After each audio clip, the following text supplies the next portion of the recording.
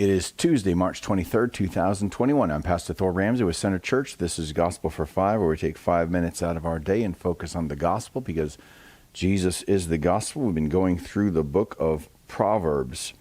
So we're in chapter 2 right now, where the theme of chapter 2 is seeking wisdom, treasuring the commands of God, treasuring wisdom, seeking it, making ourselves attentive to it, inclining ourselves to the understanding of it. In other words, there's wisdom to be had. God has supplied us his wisdom in his commandments, though we have to apply ourselves to understanding his wisdom, to taking it in. And as we do that, God will actually give us more wisdom, is the idea. Then you will understand righteousness and justice, verse 9 of chapter 2, and equity in every good path. That's where we ended up last week. For wisdom will come into your heart. And again, biblically, the heart is the very core of who you are. You'll be a wise person at the very core of your being. Wisdom will come into your heart, and knowledge will be pleasant to your soul. Again, contrasting this idea that there's actually a group of people, there are people on the face of this earth, knowledge is not pleasant to them. I was going to make a joke about the mass statistics here, but I'm not. Okay, so knowledge will be pleasant to your soul. Discretion will watch over you. Understanding will guard you, delivering you from the way of evil.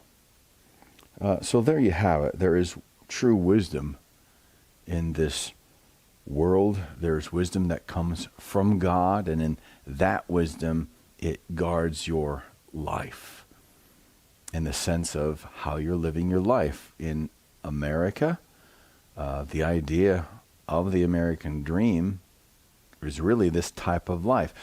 I was watching a program, I think maybe it was last night, but a character cynically stated to a woman whose entire goal was to deceive the elderly out of their incomes, and she was getting very rich doing it. And the character cynically stated, well, I don't care if you're doing that, but you're clearly you're the epitome, he's basically saying, of the American dream. And that's actually a false understanding of the American dream. I think I mentioned this last week. The French historian de Tocqueville, when he visited the United States, said that this American experiment would only succeed with a godly people.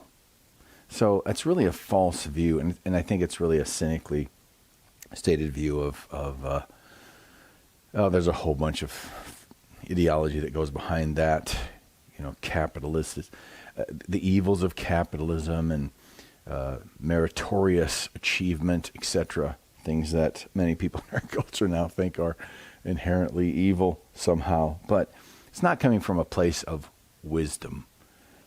Here, Scripture is telling us, first of all, the commands of God bring wisdom. Treasure up my commandments within you. Why? Because they're wisdom. This is the wisdom for life. This is the wisdom for life. This is wisdom in how to please your Creator. It's wisdom in how to serve your fellow human being. For wisdom will come into your heart, knowledge will be pleasant to your soul, discretion will watch over you, understanding will guard you, delivering you from the way of evil, from men of perverted speech. And there you have it. There's a lot of so-called wisdom being touted these days, and it is perverted speech.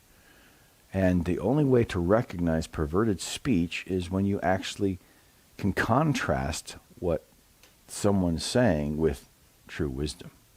And that's the only way really to have discernment, is to understand the true ways that God has given to humanity, the true wisdom that God has given to humanity that we might flourish in our lives. So this is I think the great misconception we'll end with today that many people have, is that God is somehow the spoiler of things. And that is absolutely not the case. God desires that you flourish as a human being. God desires that you flourish. That's why Jesus was so reassuring in his heart. I am gentle and humble at heart, he said. Come to me. You'll find rest for your souls. in all your struggle to flourish in life.